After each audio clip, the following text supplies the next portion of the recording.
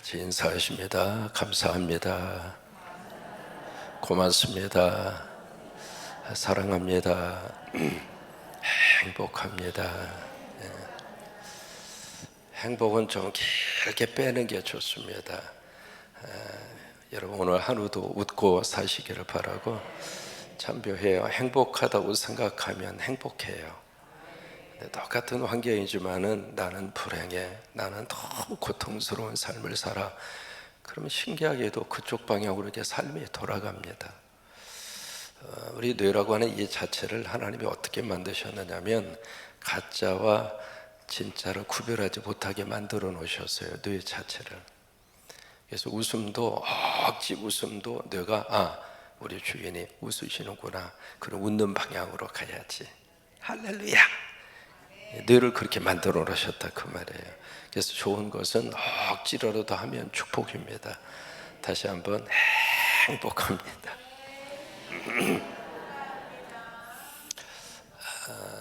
지난주에 우리 누가복음 마지막 그 부분에 예수님이 질문을 합니다.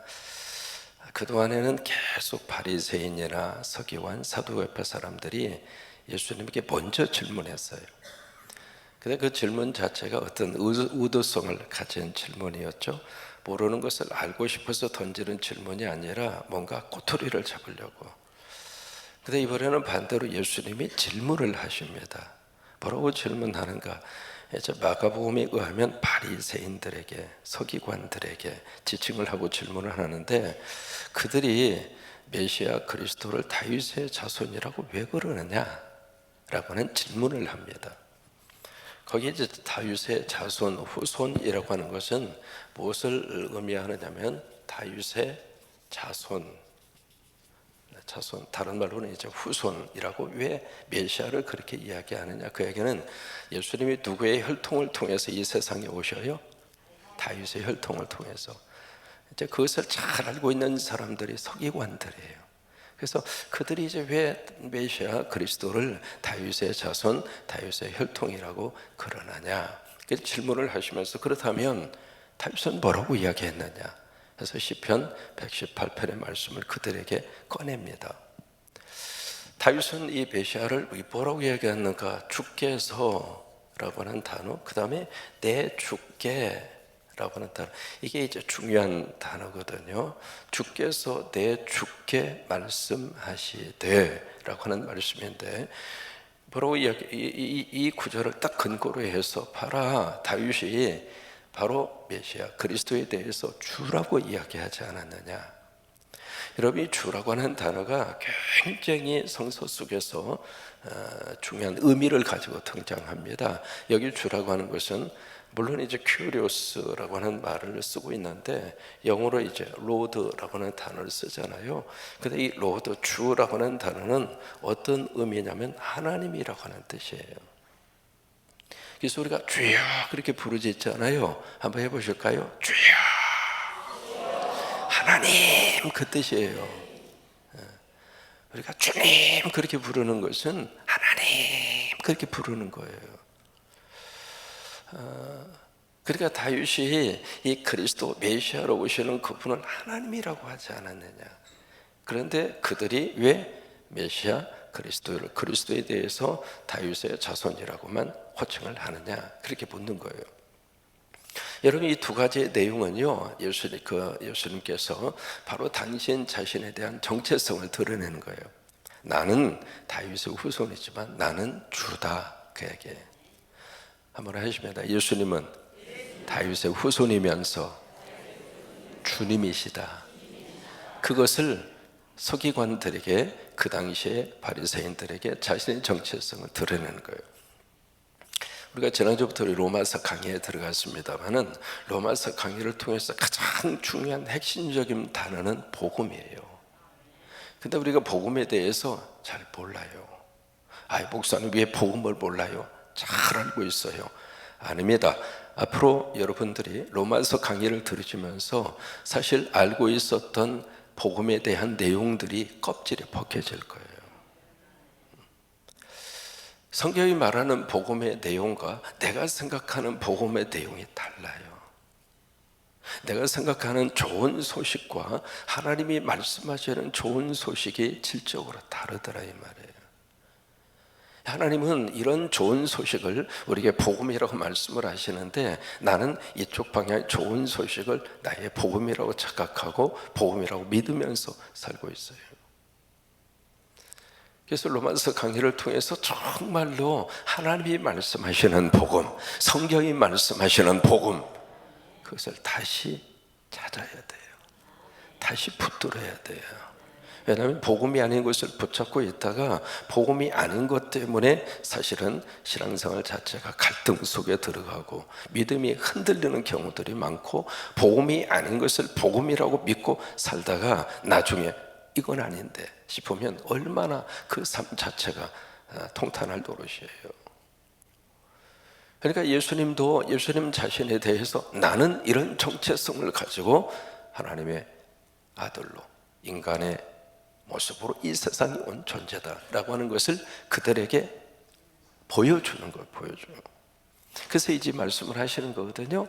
그래서 이 말씀을 이제 하고 있을 때 오늘 본문에 이제 바로 그 이어지는 그 내용입니다. 바로 모든 백성이 듣고 있습니다.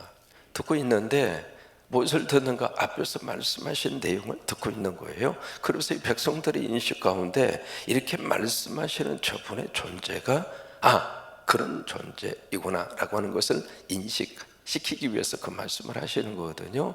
그래서 백성들이 듣고 있을 때에 예수님이 한 지칭을 이야기합니다. 누구한테 말씀하세요? 제자들한테 말씀하십니다. 우리가 성경 읽으면서 이 말씀이 백성들에게 하는 말인가, 제자들에게 하는 말인가, 아니면 서기관들에게 하는 말인가, 바리새인들이 하는 말인가 구별해서 들으셔야 돼요. 지금 오늘 본문의 말씀은 제자들에게 하고 있는 이야기입니다. 제자들에게 딱 지칭을 해서 이야기해요. 왜 그럴까요? 앞으로 제자들은 지도자로 살아야 돼요. 제자들은 예수의 인격과 예수의 삶을 닮아가는 예수 닮은 자로 살아가야 돼요. 저와 여러분은 무리가 아니라 예수의 제자입니다. 그냥 막 뭔가 호기심에 의해서 뭔가 나에게 이익이 있으니까 따라가는 그런 무리의 그룹에서 하나님이 나를 부르셔서 새벽에 영성의 자리를 지켜가고 성광교회를 섬기면서 하나님의 사람으로 사명을 감당하고 기도의 사명의 자리를 하나님이 나 부르실 때까지 이 사명의 자리를 끝까지 붙들고 하는 예수님의 제자입니다. 그렇게 인정하시면 아멘. 그러면 예수의 제자는 예수의 제자의 삶에 맞는 삶이 있습니다. 그러니까 오늘 말씀은 그 제자들에게 주시는 말씀이거든요. 뭐라고 이야기하는가? 어느 한 종교 지도자들을 지칭을 합니다. 누가 등장하느냐면 서기관이 등장을 해요. 여러분, 지금의 서기관은 4급 공무원을 서기관이라고 그러잖아요. 그 서기관을 의미하는 게 아닙니다. 여기에 서기관을 어떻게 하는가? 삼가라. 삼가라고 하는 것은 주의하라, 경계하라, 조심하라, 가까이 하지 말라 그 말이에요. 왜 서기관을 삼가라고 말씀을 하실까? 가까이 하면 물들게 되어져 있습니다. 가까이 하면 그 사람들이 가지고 있는 가치와 행동과 생각에 의해서 영향을 받게 되어져 있습니다. 그러니까 내가 누구를 가까이 하느냐, 내가 누구와 친구를 하느냐에 따라서 내 삶이 그쪽 방향으로 흘러갈 수밖에 없어요. 여러분, 은혜 받기 원하시면 은혜 있는 분 곁에서 놀면 은혜가 임합니다. 그러니까 성령 받고 싶으면 성령의 역사가 팍 임하는 현장이 있으면 나도 성령 받습니다. 복음의 역사가 강력하게 임하는 교회에 출석을 하면 나도 복음의 강력한 역사와 은혜를 받습니다. 그러니까 서기관을 삼가라, 서기관을 조심하라, 서기관을 경계하라 그거예요.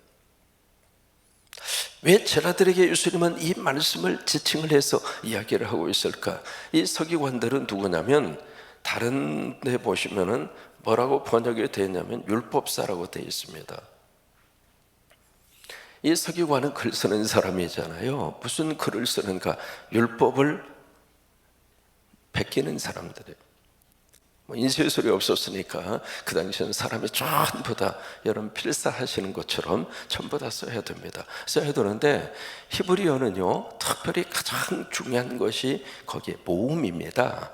모음을 찍는데 모음에서 접을 하나를 찍느냐, 두 개를 찍느냐, 세 개를 찍느냐에 따라서 의미가 달라요. 그래서 성서학자들은 그것을 가르쳐서 뭐라고 이야기하는가? 파리똥 싸움이라고 그래요. 유머스럽게. 무슨 얘기냐면 파리가 지나가다가 히브리어 그 어느 한 부분에 앉았다가 미안해요 똥을 쌌어요. 파리가 똥을 쌌는데 점이 원래는 두 개인데 파리가 똥 싸는 바람에 점이 세 개가 돼버린 거예요. 이게 뜻이 완전히 달라요.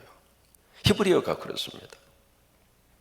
그러니까 서기관들은 이것을 쓸 때 보통 정성이 들어가지 않으면 이 율법을 베낀다고 하는 게 쉽지가 않습니다. 그 이야기는 뭐냐면 서기관들은 누가 하는가? 레위 지파 사람들이 해요. 두 번째, 서기관들은 세습을 합니다. 그리고 서기관들은 공부를 많이 하고 똑똑한 사람들입니다. 그래서 이 사람들이 율법을 해석하고 율법을 가르치고, 그러니까 유대 공동체는요 모든 것의 중심이 율법이에요. 그러니까 율법을 가르치고 율법을 이렇게 교육하고 해석하는 사람이 최고의 지도자예요. 지금도 유대 공동체에서는요 가장 강력한 힘을 발휘하는 사람이 총리나 정부 기관에 있는 사람보다도 랍비입니다. 그래서 유대 공동체 속에서 랍비라고 하는 말을 듣는 사람이 그 유대 공동체의 정신적인 지도자입니다. 그분의 말 한마디면 모든 유대인들이 다 순종을 해요. 그 정도의 권위를 가지고 있거든요. 그러니까 그런 힘을 가지고 있는 사람이 서기관이고 이 율법사입니다. 근데 예수님은 그들을 삼가하라고 하는 거예요. 그들을 조심하라는 거예요. 왜요? 세 가지 면에 있어서 그렇습니다. 첫째로 이 서기관들이 어떤 행동을 하는 것을 조심하라 그럴까? 첫째로 하나님의 자리에 앉는 것을 조심하라 이 말이에요. 두 번째로 뭘 조심하라고 말씀을 하시고 있을까? 과부의 뭘 삼켜요? 과부의 뭐죠? 크게 이야기해 주세요.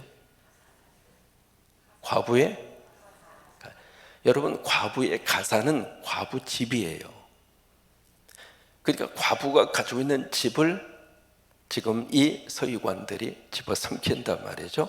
그러니까 탐욕을 조심하라 그거예요. 그 다음에 세 번째는 기도를 하는데 어떻게 기도해요? 길게 의식하는 기도를 삼가라 이 말이에요. 이 세 가지 내용을 딱 지적을 하면서 이런 행동을 하는 서기관들을 가까이 하지 말아라. 여기 이제 하나님의 자리를 차지한다. 그것이 첫 번째 나온 것이 애복입니다. 긴 옷을 입고, 여기 긴 옷이라고 하는 것은 서기관들이 걸치는 그들의